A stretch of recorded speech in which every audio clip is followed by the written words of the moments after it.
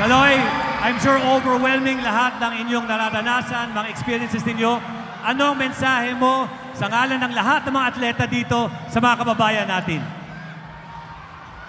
Grabe po.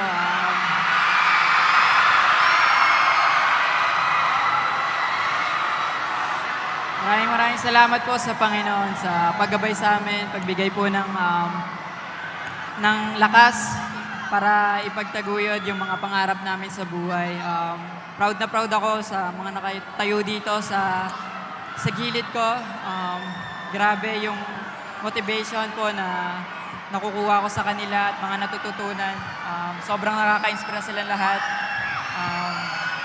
Mas gagalingan pa po namin sa mga susunod na competition at asahan niyo po na mas makakakuha po tayo ng mas maraming medal po. Nagpapasalamat po ako sa lahat ng mga taong sumusuporta sa amin. Grabe. Hindi ko na po alam anong masasabi ko pero maraming salamat po sa inyo lahat. God bless us all po.